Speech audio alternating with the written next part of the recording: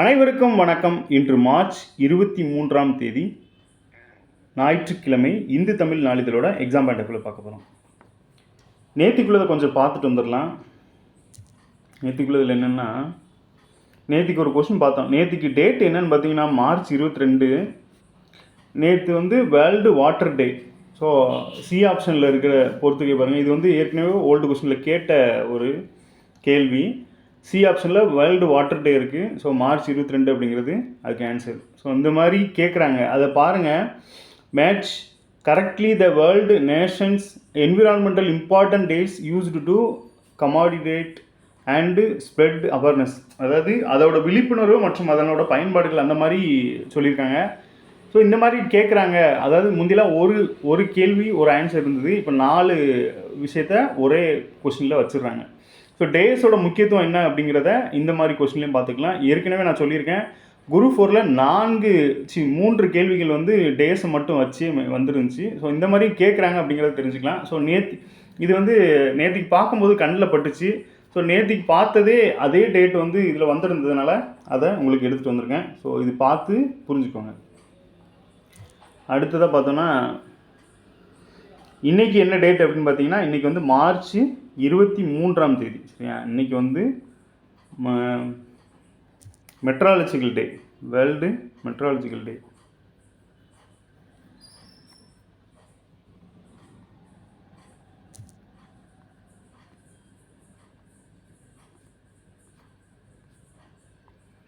உலக வானிலை தினமாக அனுசரிக்கப்படுகிறது 23/3 அப்படிங்கிறது. ஸோ உலக வானிலை தினம் ஞாபகம் வச்சுக்கோங்க. அடுத்து இந்த உலக வானிலை தினம் கடந்து வந்த பாதை. உலக வானிலை தினம் வேர்ல்டு மெட்ரலாஜிக்கல் டே இந்நாள் ஒவ்வொரு ஆண்டும் மார்ச் 23இல் கடைபிடிக்கப்பட்டு வருகிறது. 1950ஆம் ஆண்டு முதல் உலகம் முழுவதிலும் கொண்டாடப்பட்டு வரும் இந்நாள் ஜெனீவாவில் அமைந்துள்ள உலக வானிலை அமைப்பு தலைமையகத்தில் பிரகடனம் செய்யப்பட்டது. அப்போ இந்த உலக வானிலை அமைப்போட தலைமையகம் எங்கே இருக்குன்னு பார்த்தீங்கன்னா ஜெனீவா. ஏற்கனவே உங்களுக்கு ஜெனீவா தெரியும். வேர்ல்ட் ட்ரேடு, WHO இது எல்லாமே அங்கே தான் இருக்குது. அது கூட இந்த உலக வானிலை அமைப்பு அங்கே தான் இருக்குது அப்படிங்கிறது தெரிஞ்சுக்கோங்க. இது பார்த்தீங்கன்னா 1950லேருந்தே நமக்கு கான்ஸ்டியூஷன் வந்ததுலேருந்தே வேர்ல்டு ஃபுல்லாக கொண்டாடிட்டு இருக்காங்க உலக வானிலை தினத்தை அப்படிங்கிறத தெரிஞ்சுக்கலாம். அது போக இது வானிலையோட சின்னமாக, உலக வானிலையோட சின்னமாக. அடுத்து இந்த வருஷத்துக்கான தீம் பார்த்துக்கணுங்களே. 23 மார்ச் 2025 உலகளவில் பார்த்தீங்கன்னா தீவிர நிகழ்வு அடிக்கடி நிகழும் நிலையில் தீவிரத்தாலும் அதிகரித்து வருவதால் 2025ஆம் ஆண்டு உலக வானிலை தினம் முன்கூட்டியே எச்சரிக்கை மற்றும் இடைவெளிகளை ஒன்றாக மூடுதல் அப்படிங்கிற ஒரு கருப்பொருளின் அடிப்படையில் கொண்டாடப்படுகிறது. முன்கூட்டியே எச்சரிக்கை அமைப்பு. ஓகே, இதுக்கு இலக்கா பார்த்தீங்கன்னா 2027க்குள்ளே இந்த இலக்கை அடைகிற மாதிரி சொல்லியிருக்காங்க. இலக்குன்னு பார்த்தோன்னா முன்கூட்டியே எச்சரிக்கை. இந்த வானிலை முன்கூட்டியே எச்சரிக்கை, இடைவெளிகளை ஒன்றாக மூடுதல் அப்படிங்கிற மாதிரி. இது இங்கிலீஷில் பார்த்துருவோம். என்ன சொல்லியிருக்காங்கன்னா, closing the early warning gaps together அப்படின்னு சொல்லியிருக்காங்க. இது பேங்காக், தாய்லாந்து இதை வெளியிட்டிருக்காங்க அப்படிங்கிறத சொல்லியிருக்காங்க. So closing the early warning gaps the together அப்படின்னு சொல்லிட்டு எச்சரிக்கை, முன்கூட்டியே எச்சரிக்கை, இடைவெளிகளை ஒன்றாக மூடுதல் அப்படிங்கிறது இதோட கருப்பொருளாக இருக்குது. ஸோ சமீபத்தில் பார்க்கும்போது கருப்பொருள் அந்த மாதிரி எதுவும் கேட்கல, டைரெக்டாகவே டேட்டை தான் கேட்டிருக்காங்க. ஸோ டேட்டை நல்லா மனப்பாடம் பண்ணிடுங்க. அந்த வகையில் இன்றைக்கி 23 உலக வானிலை தினம். அடுத்து பாருங்கள், இன்றைக்கி தலைப்பு செய்தி என்ன இருக்குது அப்படின்னா, வழக்கம் போல் மக்களவை தொகுதி மறுவரையறை செய்வதை 25 ஆண்டுகள் தள்ளி வைக்க வேண்டும் அப்படின்னு சொல்லியிருக்காங்க. இதில் நிறைய விஷயங்கள் சொல்லியிருக்காங்க. இதை நம்ம ஒரு கோர்வையாக படிக்கிறது தான் நல்லதுன்னு நினைக்கிறேன். என்ன அப்படின்னா, 1950லேருந்தே அந்த 1950ல் ஒரு எண்ணிக்கையிலான சீட்ஸ் இருந்திருக்கும். அதுக்கப்புறம் 63ல் ஒரு சேஞ்சஸ் பண்ணியிருப்பாங்க. இது மாதிரி கடந்து வந்த பாதை இருக்கிறதுனால அதை ஒருங்கிணைச்சி ஒரு இதாக பார்த்துடலாம். நம்ம என்ன விஷயம் அப்படின்னு பார்த்தீங்கன்னா, இப்போ கவர்மெண்ட்டில் எதிர்பார்க்கக்கூடிய சில விஷயங்கள் நம்மளுக்கு அப்படியே கொஸ்டினாக ரியாக்ட் ஆக வாய்ப்பு. எப்படின்னா, இவங்க இந்த நியூஸில் வர்றது எல்லாமே கான்செப்டில் இருக்கும். நமக்கு அப்படியே டேட்டாவாக அதோட வெளிப்பாடாக கூட அந்த கொஸ்டின்ஸ் ரியாக்ட் பண்ணலாம்.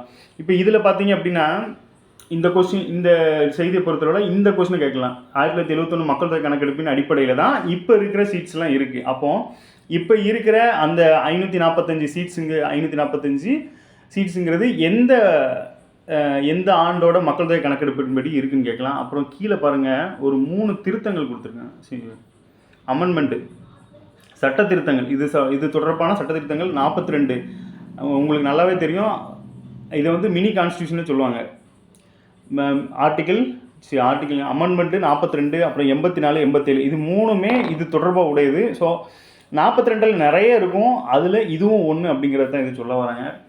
ஸோ இந்த மாதிரி டேட்டாவாக இருக்கிறத இதிலேருந்து நம்ம கேப்சர் பண்ணி ஒரு கோர்வையாக படிச்சிட்டோம் அப்படின்னா இது தொடர்பாக வர்ற நியூஸ். இப்போ பாருங்களேன், இந்த கணக்கெடுப்பு வந்து 2026 தான் நடக்க இருக்குன்னு சொல்கிறாங்க. ஆனால் நமக்கு எக்ஸாம்ஸ் வந்து இப்போ பார்த்தீங்கன்னா 2025 நடந்துடும். அப்போ ஃபியூச்சரில் நடக்கக்கூடிய ஒரு விஷயம் முன்னெச்சரிக்கையாக நம்ம தெரிஞ்சு வச்சுருக்கோமா அப்படிங்கிறது கூட எதிர்பார்க்கலாம். ஏன்னா மக்களவை அந்த மறுவரையறை அப்படிங்கிறது ஒரு முக்கியமான டாபிக். ஏன்னா விவாதம் பொருளாக போயிட்டு இருக்கிறதுனால இது தொடர்பாக நம்ம கொஞ்சம் டேட்டா தெரிஞ்சு வச்சுக்கிறது நல்லது. இன்றைக்கி அந்த வகையில் இன்றைக்கி வந்து செய்தி என்ன கொடுத்துருக்காங்கன்னா, நம்ம தமிழ்நாடு கவர்மெண்ட்லேருந்து என்ன சொல்லியிருக்காங்க அப்படின்னா 25 ஆண்டுகள் தள்ளி வைக்கணும் அப்படிங்கிறத அந்த நேர்த்திக்கு நடந்த அந்த கூட்டத்தில் சொல்லியிருக்காங்க. நாடு முழுவதும் 2026ஆம் ஆண்டுக்கு பின்னர் மேற்கொள்ளப்படும் மக்கள் தொகை கணக்கெடுப்பின் அடிப்படையில் மக்களவை தொகுதியிலே மறுவரையை செய்ய மத்திய அரசு திட்டமிட்டு இருக்காங்க அப்படின்னு சொல்லியிருக்காங்க. ஏன் அப்படின்னா இந்த 2021 காலகட்டத்தில் அப்போதைய பிரதமர் வந்து என்ன சொல்லியிருப்பாங்க அப்படின்னா, இன்னும் 25 வருஷம் கழிச்சு இந்த இதை பண்ணலாம் அப்படின்னு சொல்லியிருப்பாங்க. அப்போ அந்த 2001க்கு அப்புறம் 25 வருஷம் இந்த 2026 இருக்கிறதுனால இந்த மாதிரி வந்து இந்த நியூஸ் வந்து விவாத பொருளாக மாறி இருக்கு. ஸோ இந்த வகையில் இது சம்மந்தமாக கொடுத்துருக்கப்பட்ட டேட்டாவில் நம்மளுக்கு எக்ஸாம் பாயிண்ட் ஆஃப் வியூவில் பார்த்தோம் அப்படின்னா இந்த 3 திருத்தங்கள் நமக்கு இது வந்து எப்படின்னா இது கரண்ட் அஃபேர் வராது, பாலிட்டியில் இந்த கொஸ்டின்ஸ் வந்து ரியாக்ட் ஆகும். ஸோ இந்த வகையில் 42 சட்ட திருத்தம், 84 சட்ட திருத்தம், 87. 42 சட்ட திருத்தங்கிறது எவர் கிரீன் கொஸ்டின், நிறைய கொஸ்டின்ஸில் நீங்கள் பார்த்துருப்பீங்க. ஆனால் அதில் இருக்கிறத டிஃப்ரெண்ட் டைப் ஆஃப் கொஸ்டின்ஸில் இந்த ஆன்சரை கேட்பாங்க. ஸோ 84, 87ங்கிறத வரும் நாட்களில் பார்த்துடலாம். ஒருவேளை உங்களுக்கு தெரிஞ்சதுன்னா அதையும் கமெண்ட்டில் போட்டுருங்க. இல்லை அப்படின்னா நாளைக்கு நான் உங்களுக்கு டீட்டெயில்டாக சொல்லிடுறேன். அடுத்தது பாருங்கள், இப்போ இருக்கிற இந்த எண்ணிக்கை பார்த்தீங்கன்னா இந்த 1971 மக்கள் தொகை அடிப்படையில் தான் இருக்குது அப்படிங்கிறத தெரிஞ்சுக்கலாம். ஸோ 71 அடிப்படையில் 73ல் கொண்டு வந்திருப்பாங்க. ஸோ அந்த டேட்டாவும் தெரிஞ்சுக்கோங்க. ஸோ இந்த வகையில் இந்த வரையறை தொடர்பாக செய்திகளில் இதுதான் ஹைலைட்டாக இருந்துச்சு, அது பார்த்தாச்சு. அடுத்து வாங்க, அடுத்து என்ன கொடுத்துருக்காங்க, இந்த மறுவரையறைங்கிறது விகிதாசாரம் மற்றும் மக்கள் தொகை அடிப்படையில் இருக்குன்னு 2 விதமாக கொடுத்துருந்தாங்க. ஸோ அதையும் பார்த்துக்கலாம். அடுத்தது இன்றைக்கி ஒரு இம்பார்ட்டண்டான ஒரு டேட்டா இருக்குது.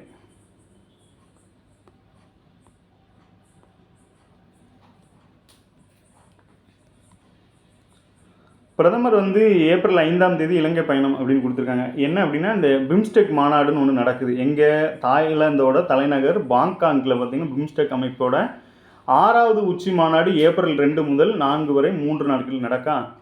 இந்த மாநாடுகள்லாம் மெயினாக பார்த்தோம் அப்படின்னா மெயினாக இந்தியாவில் ஒரு புகழ்பெற்ற இந்த G20 மாதிரி மாநாடுகள் நடந்ததை வளர்ச்சி கேட்டிருக்காங்க. ஸோ வெளிநாடுகள்லையுமே நம்மளை பிரதிநிதித்துவப்படுத்துகிற மாதிரி சில மாநாடுகள் நடந்திருந்தது அப்படின்னா அதையும் முக்கியமாக கேட்குறாங்க. இந்த வகையில் பிம்ஸ்டெக் மாநாடு எங்கே நடக்கு அப்படின்னா தாய்லாந்தோட தலைநகர் பாங்காங்கில் நடக்கு அப்படிங்கிறத நினச்சிக்கலாம். இப்போ கூட ஒன்று பார்த்தோம், அந்த வானிலையோட தீமை பார்த்திங்கன்னா இந்த பேங்காங்க்கு தான் வெளியிட்டிருப்பாங்க.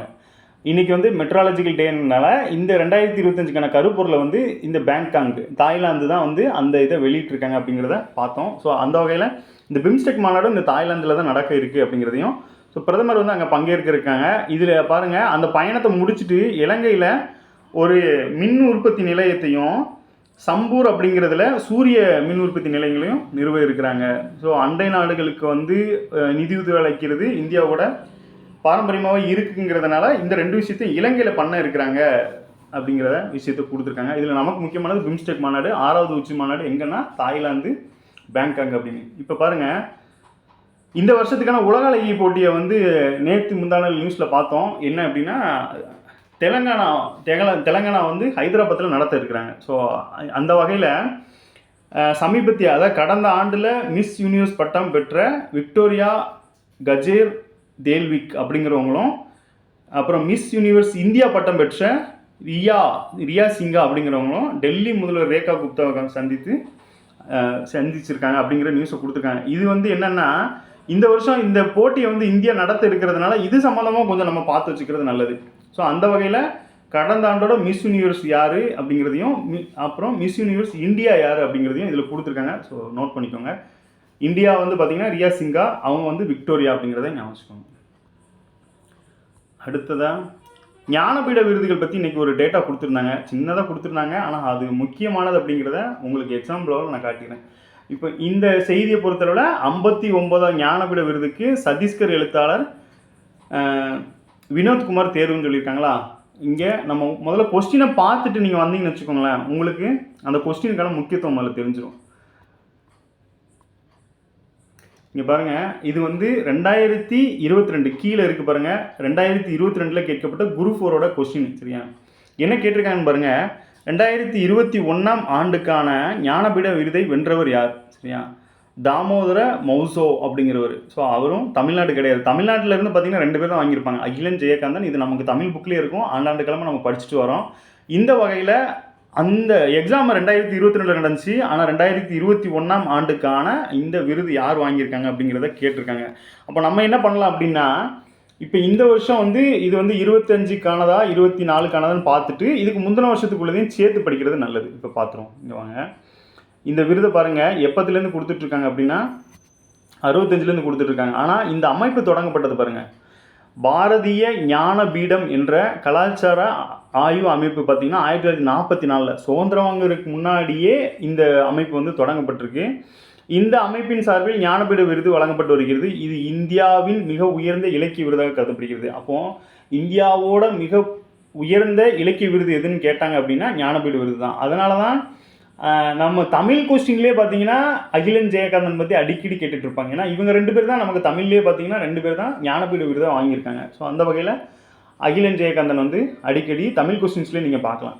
அடுத்ததாக பாருங்கள், கடந்த 1965 ஆண்டில் கேரளாவைச் சேர்ந்த சங்கர குருப் என்பவருக்கு முதல் ஞானபீட விருது வழங்கியிருக்காங்க. அப்போது இந்த விருதுகளை பொறுத்தளவில் முதல்ல யார் கொடுத்தாங்க, அது மாதிரி பதவிகளையும் பார்த்தீங்கன்னா கரண்ட்டில் யார் இருக்காங்க, ஃபஸ்ட்டில் யார் இருந்தாங்க. இப்போ தேர்தல் ஆணையரில் ஃபஸ்ட்டில் யார் இருந்தா, அப்புறம் குடியரசுத் தலைவரில் ஃபஸ்ட்டில் யார் இருந்தா, இதெல்லாம் வந்து பாரம்பரியமாக கேட்டுட்ருக்குங்க. அந்த வகையில் முதல் ஞானபீட விருதை யார் வாங்கியிருக்கான்னு பார்த்தீங்கன்னா நம்ம அண்டை மாநிலமான கேரளாவை சேர்ந்த சங்கர குருப் அப்படிங்கிறவர்.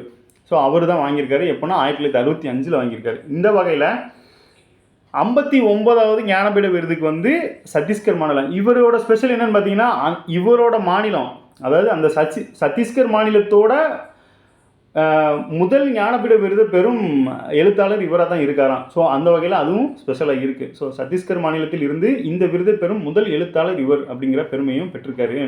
இவர் ஒரு இந்தி எழுத்தாளர். இவர் பேர் பார்த்தீங்கன்னா வினோத்குமார் சுக்லா அப்படிங்கிறது கொடுத்துருக்காங்க. ஸோ இது முக்கியமான டேட்டா.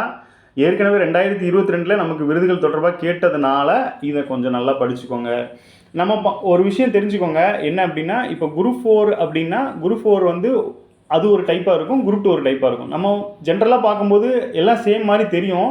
ஆனால் அந்த கொஸ்டினோட டைப் பார்த்தீங்கன்னா குரூப் 4 பொறுத்தவரை ஒரு சில கொஸ்டின்ஸ் வந்து ஸ்டாட்டிக்காகவே இருக்கும், வாட் இஸ் வாட் அப்படிங்கிற மாதிரி இருக்கும். ஆனால் குரூப் 2 பொறுத்தளவில் கொஞ்சம் திங்க் பண்ணி போடுற மாதிரி இருக்கும். அந்த வகையில் இதெல்லாம் அப்படின்னு பார்த்தீங்கன்னா டேரெக்டாகவே கேட்டுடலாம். ஸோ இப்போ ஏற்கனவே கேட்டிருக்காங்க அப்படிங்கிறதுனால இப்போ 2024 பார்த்தீங்கன்னா ஒரு 10 to 11 கொஸ்டின் வரைக்கும் கேட்டிருக்காங்க. டேஸ் எல்லாம் சேர்த்துனா ஒரு 14 கொஸ்டின் கிட்ட வந்துடும். அதேமாதிரி குரூப் 2022 பார்த்தீங்க அப்படின்னா ஒரு 10 கொஸ்டின் நியர்பை கேட்டிருக்காங்க. டேஸ் எல்லாம் சேர்த்து ஒரு 10 கொஸ்டின் கிட்ட கேட்டிருக்காங்க. அப்போ நாளுக்கு நாள் பார்த்தீங்கன்னா இந்த கரண்ட் அஃபேர் ப்ளஸ் டேஸ் வந்து இன்க்ரீஸ் ஆகிட்டே தான் போகுது. இந்த வகையில் இந்த வருஷமும் ஒரு 10 கொஸ்டின் கிட்ட எதிர்பார்க்கலாம் அப்படிங்கிறது தான் இந்த கடந்த கால அனுபவங்கள் வந்து நமக்கு கொடுக்குது. ஸோ இந்த வகையில் பார்த்தாச்சு, இதை நோட் பண்ணிக்கோங்க. இது முக்கியமான டேட்டாவாக இருக்குது. ஸோ இன்றைக்கி செய்திகள் கம்மியாக தான் இருக்குது. ஸோ நன்றி, மீண்டும் நாளை சந்திப்போம்.